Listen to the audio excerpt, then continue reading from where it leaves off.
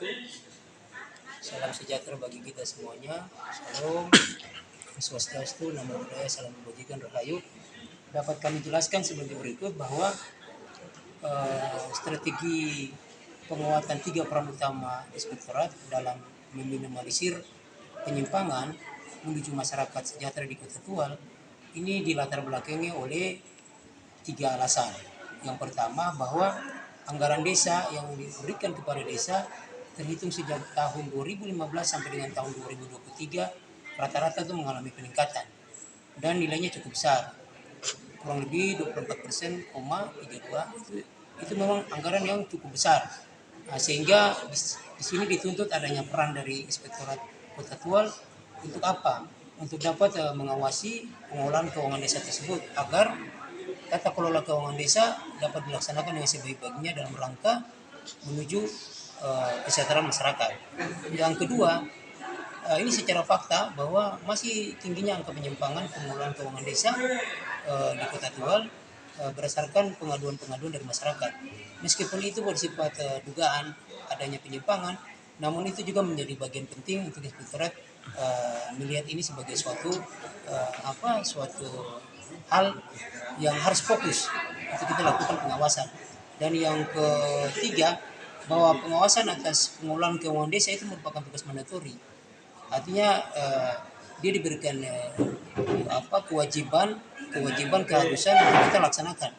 Karena dievaluasi bahwa pengelolaan keuangan desa bukan hanya di Kota Tual, di hampir sebagian besar desa di Indonesia itu masih banyak penyimpangan, sehingga Inspektorat diminta oleh pusat, dalam hal ini dari Kementerian Dalam Negeri lewat surat Menteri Dalam Negeri, hal penguatan peran Inspektorat daerah untuk apa? Untuk pengawasan terhadap penyelenggaraan pemerintahan daerah. Itu ada 4 area.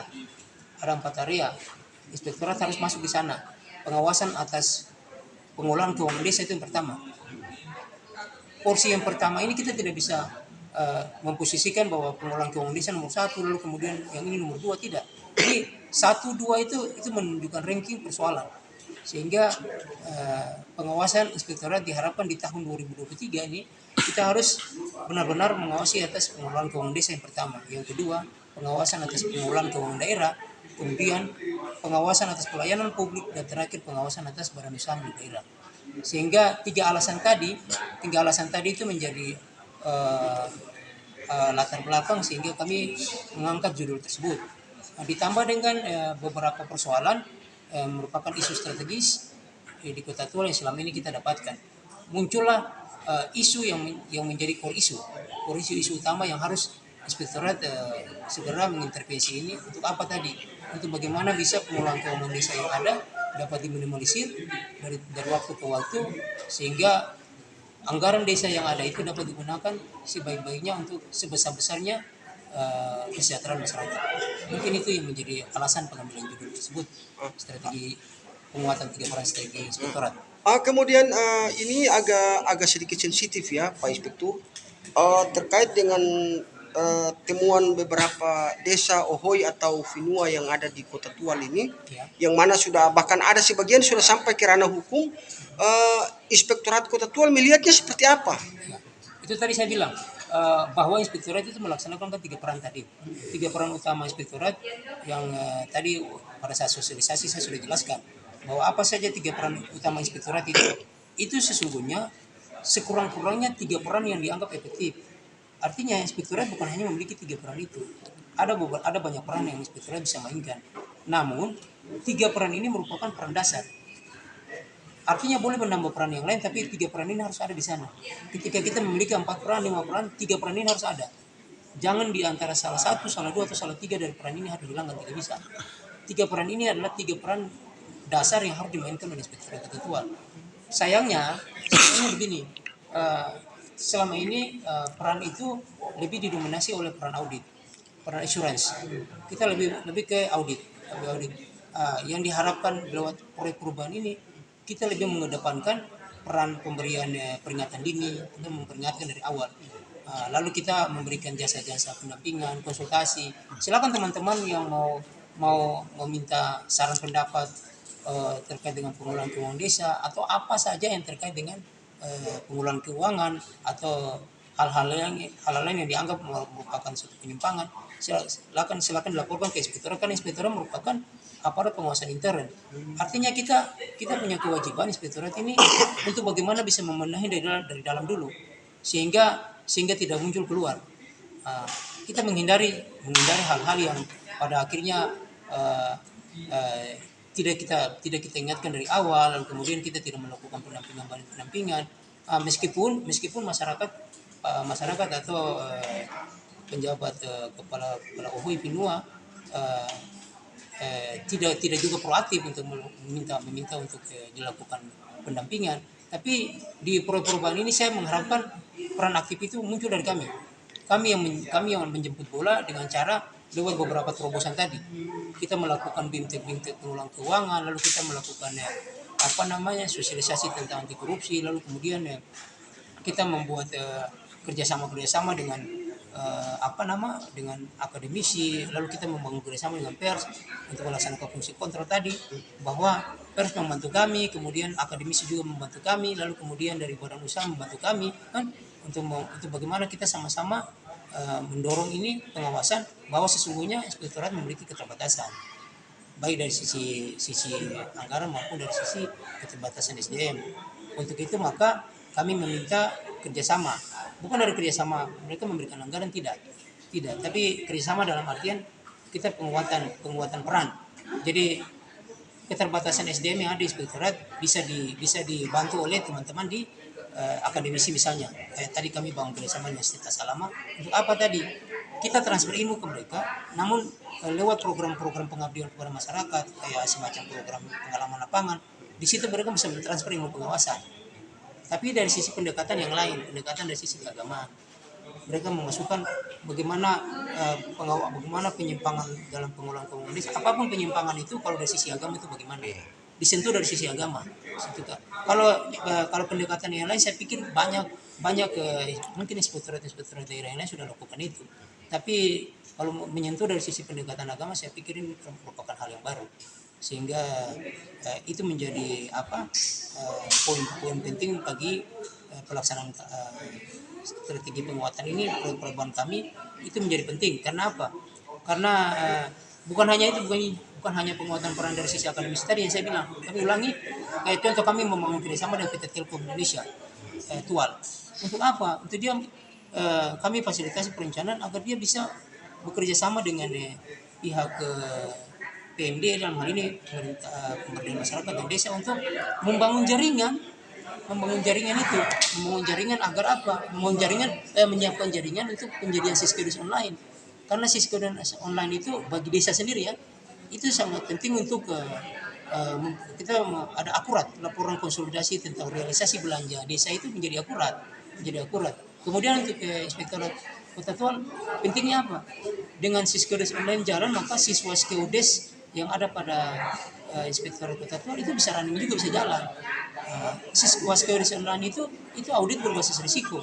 Jadi kita tidak bisa turun ke desa hanya sekedar turun lalu bisa saja tidak mendapatkan temuan, tidak. Tapi kita harus audit berbasis risiko di desa.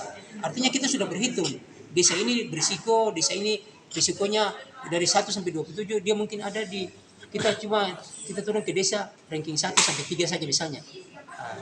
Lalu atau mungkin 1 sampai 5. Tapi itu kita sudah dibantu oleh siswa Skeodes yang ada pada inspektorat. Kita sudah ranking, jadi kita turun tidak berdasarkan suka atau tidak suka turun ke desa itu. Atau turun hanya sekedar turun lalu kadang-kadang tidak mendapatkan temuan, itu tidak lagi. Format itu sudah tidak ada. Sayangnya siswa Skeodes belum bisa berjalan dengan optimal. Karena apa? Karena Skeodes online itu belum berjalan. Adapun kita turun ke desa melakukan pengawasan itu mengacu kepada data Skeodes yang sifatnya manual. Itu tarik manual saja. Tarik manual artinya tidak terintegrasi secara online. Jadi banyak hal. Bagaimana kita penyelamatan Dewan perubahan ini, kita menyelamatkan sejumlah uang anggaran desa yang masuk ke desa. Contohnya, ada pertanyaan tadi, bagaimana cara kita bisa meyakinkan bahwa anggaran desa itu tidak akan bocor atau tidak akan dilakukan penyimpangan di sana. Caranya Pak, kita buat kita minta kepada Hoi Finua itu untuk mari publikasi APBDes-nya, realisasi belanja APBDes 2022 itu dipublikasi. Kenyataan kan masih masih ada beberapa desa yang belum mempublikasikan SPJ belanja 2022. Dan yang berikut kita minta juga publikasikan APBDes 2023 publikasi. APBDes 2023 dipublikasikan. Namun sayangnya yang belanja atau realisasi belanja APBDes 2022 itu belum dipublikasikan. Kita lewat proyek perubahan ini kami kontrol. Publikasi dulu. Publikasi. Lalu kemudian kita ada verifikasi. Yang semula desa mau meminta pencairan tahap berikutnya, dia kan cukup dengan Permendagri yang baru, dia kan cukup dengan hanya memasukkan surat pernyataan tanggung jawab mutlak, kemudian dia cukup dengan checklist dokumen mana yang menurut dia, misalnya dia belanja lalu centang aja, tidak perlu menyampaikan bukti. Saya melihat ini, atau inspektorat secara institusi melihat ini sebagai celah yang sangat bermasalah kalau kita tidak intervensi. Bisa saja dia mencentang itu, tapi dia tidak sebenarnya bukti belanjanya tidak ada. Dia cuma hanya mencentang, menyatakan bahwa ada bukti belanjanya, padahal kita belum tentu bukti belanja itu ada. Kami kontrol di situ. Jadi ketika dia mau pencairan tahap berikutnya, lalu kemudian bukti-bukti belanja yang konon kabarnya dia menyampaikan bahwa itu ada dalam centangnya, itu dia mengatakan ada, tapi kenyataannya belum ada, kami tidak akan melanjutkan sampai dengan proses pencairan. Di surat edaran wali kota kita akan pertegas, dan memang di peraturan wali kota juga sudah ada. Lalu kita cuma dipertegas dengan surat edaran untuk lebih mengkonkretkan peran APIP dalam pencegahan dalam penyimpangan pengelolaan keuangan desa. Ketika kita melihat bahwa dia tidak mampu menunjukkan bukti belanja yang kemarin, yang dia bilang bahwa di centang itu ada, tapi kenyataan kan belum ada, kami tidak audit. Kami menyampaikan ke dia peringatan dini, ini kan tidak ada, ketahuan tidak ada. Silakan lengkapi. Silakan lengkapi bukti-bukti belanja itu. Kemudian kita bikin berita acara pendampingan bahwa yang kita ketemukan ini tanda tangan bersama antara dia sama kami, bahwa kita ada temukan ini. Satu. Lalu dia penuhi, ceritanya dipenuhi. Setelah dia penuhi semua, cairlah apa yang diinginkan, pencairan. Nanti berikutnya lagi dia menyampaikan kan siklusnya sama. Setelah pencairan dia mau minta lagi, kan sama juga, cukup pernyataan tanggung jawab mutlak, lalu dia centang-centang ceritanya dia sudah belanja ini, cukup dicentang saja. Kembali ke inspektorat akan mengkontrol itu lagi, dengan catatan kita bilang begini, mana yang dibilang sama saudara bahwa itu belanja itu ada, mana? Kalau tidak mampu dibuktikan lagi, itu kali kedua. Kita sudah peringatan nih bahwa saudara melaporkan di sana bahwa itu ada, dicentang ada, padahal tidak ada. 2 kali kita berikan peringatan. Kita melihat ini berarti desa ini risiko pengelolaan keuangan desa ini besar nih. Dia kemungkinan penyimpangan besar karena berkali-kali dibikin. Kita sampai 2 kali saja kita melakukan peringatan dini. Selanjutnya kalau kali ketiga masih didapatkan hal yang sama, maka kita lakukan audit. Maka di perubahan ini kami sungguh mengedepankan yang namanya peran memberikan peringatan dini. Kemudian kita lebih ke memberikan jasa-jasa konsultasi, ketimbang kita harus audit. Audit itu merupakan upaya terakhir sebagai pemberian efek jerah.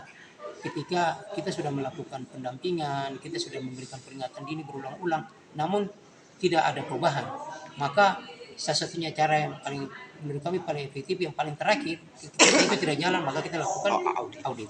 Kalau audit jatuhnya kan sudah tidak lagi memberikan saran pendapat, tapi jatuhnya kan temuan apa tidak ada temuan, itu saja. Jadi saya pikir mungkin garis besarnya kayak begitu. Kemudian pertanyaan terakhir Pak, terkait dengan Diklat Tim 2 Angkatan 24 yang Pak Inspektur ikuti ini, apakah dari Kota Tual selain Pak Inspektur masih ada juga pejabat kepala OPD yang lain yang ikut juga Pak? Baik.